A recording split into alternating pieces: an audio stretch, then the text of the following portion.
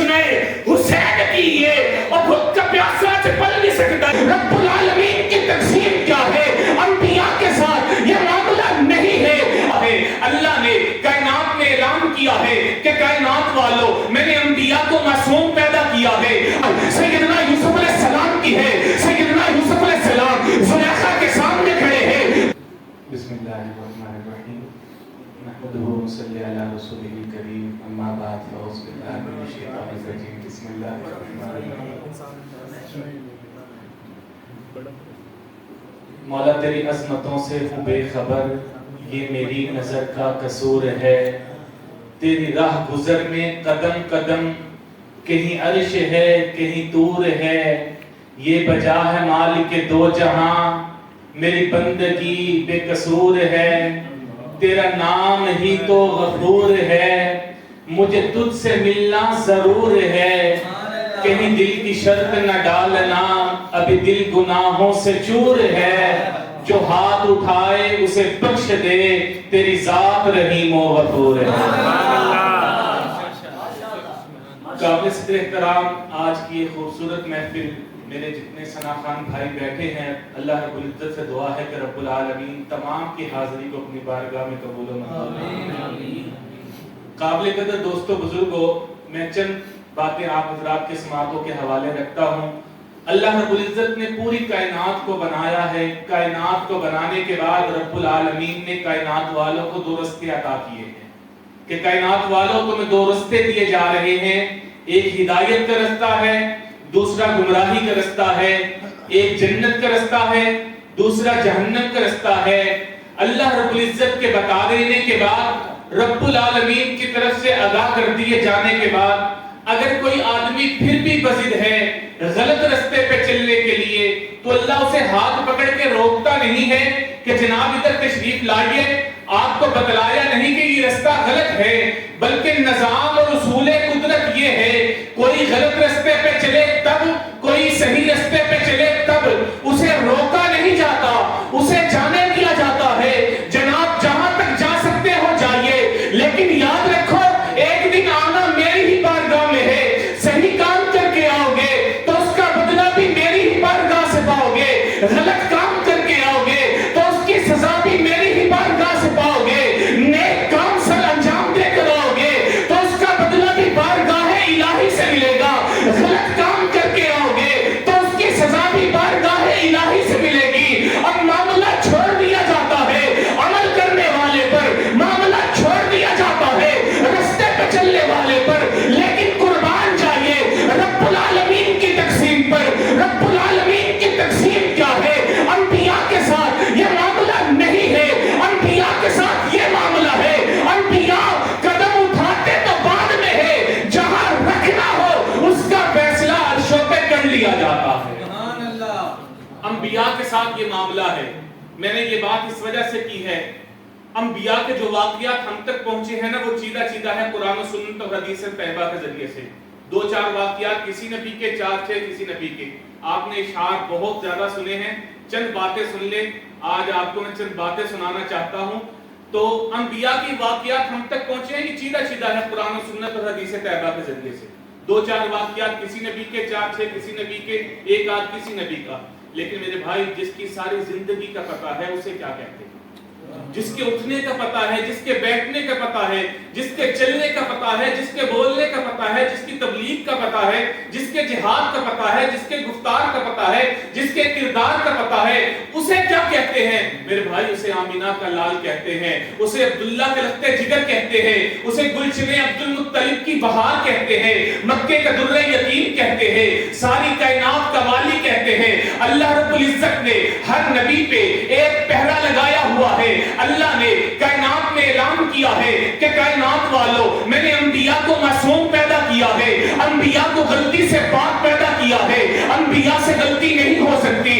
اس کی دو مختصر مثالیں دے کر میں اپنی بات کو اختتام کی طرف لے کر چلتا ہوں. سیدنا یونس علیہ السلام اللہ کے نبی ہے، گھر سے نکلے ہیں، دل بے برداشتہ ہے، یہاں تو میری تبلیغ کوئی نہیں سنتا، میں ہجرت کر کے کہیں اور چلا جاتا ہوں. اللہ رب العزت سے اجازت حاصل نہیں کی، اللہ نے جانے دیا نہیں جانے دیا، کشتی بھور میں پھنسی. سیدنا یونس علیہ السلام کو مچھلی کے پیٹ میں ڈالا، مچھلی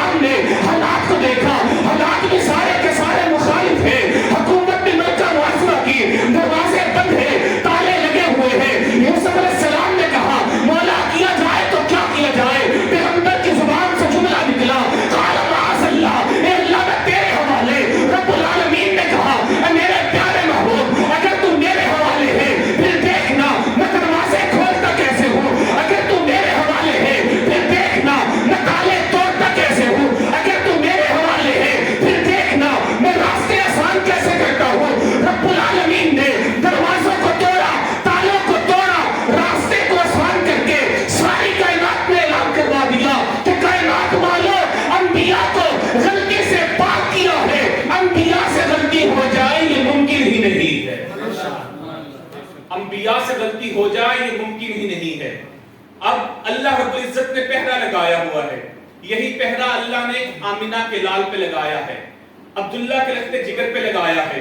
کیسا پہرا لگایا ہے؟ آخری بات کر رہا ہوں. کیسا پہرا لگایا ہوا ہے؟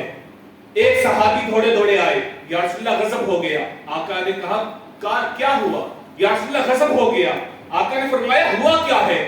یا رسول اللہ وہ ابو جہل کی بیوی ام جمیل آپ کو گالیاں دیتی ہے. نبی علیہ الصلوۃ والسلام نے فرمایا کیا کہتی ہے؟ وہ کہتی ہے مزمم کو یہ ہو جائے, مزمم کو وہ ہو جائے, مزمم ایسا ہے, مزمم ویسا ہے. حضور مسکرانے لگے اور کہنے لگے واہ اللہ تیرے پہرے پہ قربان جاؤں. گالیاں دینے والا اپنی زبان کو کھلتا ہے گالیاں دینے کے لیے, تو اس کی زبان سے محمد نہیں نکلتا, وہ گالیاں مزمم کو دیتا ہے. اور انما انا محمد, میں تو محمد ہوں. محمد تو کہتے اسے ہے کہ جس کے لیے کوئی علیحدہ سے نعت لکھنے کی ضرورت نہیں, اس کا نام لیا جائے, اس کا نام اس کی نعت بن جائے, اس کا نام لیا جائے, اس کا نام اس کی تعریف بن جائے, اس کا نام لیا جائے, اس کا نام اس کا تعارف بن جائے, اس کا نام لیا جائے, اس کا نام اس کی عظمتوں کا ترجمان بن جائے. تو شاعر اٹھتا ہے اور کیا کہتا ہے, وہ صبح ربیع کی سحر کا اجالا, وہ جس کو بہاروں نے صدیوں میں پالا, جسے حق نے خدا بساچے میں ڈالا, وہ جس نے اندھیروں سے ہم کا نکالا, وہ برکت کا پرتو و رحمت کا جالا, وہ آدم کا عیسیٰ سبھی کا حوالہ. فلک چاند سورج ستارے گواہ ہے, زمین کے یہ رنگی نظارے گواہ ہے. وہ آیا ہے جس نے جہاں کو سنبھالا, حسن کی نزاکت و رنگوں کی مالا, وہ ہر نور بشری سے بہتر و بالا, جو سمجھے تو کوئی اسے ہوش والا. وہ آدم نے اپنی نگاہوں میں دیکھا, وہ تخلیق قدرت کی باہوں میں دیکھا, وہ عزت میں اول اور عفت میں اول, بلندی میں اول, امامت میں اول, قیادت میں اول. وہ آدم سے پہلے, وہ یحییٰ سے پہلے, وہ یوشع سے پہلے, وہ صالح سے پہلے, وہ توحید رب کی سنانے ہے آیا, وہ امت کو سینے لگانے ہے آیا. وہ کسرا کے کنگرے گرے جا رہے ہیں, وہ رومی و جامی ڈرے جا رہے ہیں, یہودی بھی دیکھو مرے جا رہے ہیں, مسیحی بھی ماتم کرے جا رہے ہیں. رگوں میں نئے رنگ بھرنے ہے آیا, جمال محلہ کمال تعالی, نگاہوں کی جنت نبوت کا تالا. وہ مقصود کونوں مکان آ گیا ہے, ہرا سے وصول فرار آ گیا ہے, خدا کا زمین پر بیان آ گیا ہے, مومن کی جانوں ایمان آ گیا ہے, روایت بتانے حسان آ گیا ہے, سارے کا سارا قرآن آ گیا, سارے کا سارا قرآن آ گیا ہے. آخر کے اندر مجھے حضرت حسین کے شان کے اندر ایک کلام کی فرمائش لکھی ہے, تو میں اس کا چند اشعار پڑھ کے آپ نے حاضری کو مکمل کرتا ہوں. رسول نانا بابا علیہ, رسول نانا بابا علیہ, حجے بھی پوچھنے حسین کی. رسول نانا بابا علیہ, حجے بھی پوچھنے حسین کیے. حسین دی ماں نبی دی دھیے, حجے بھی پوچھنے حسین کیے. حیات نے اس تو جی نہ سکھیا, اے موت نے دی اے مر نہ سکھیا. نماز اس دی ہی مقتدی ہے, حجے بھی پوچھنے حسین کیے. اور بھوک کا پیاسا چ پل نہیں سکتا ہے, اور امتحانات اچھل نہیں سکتا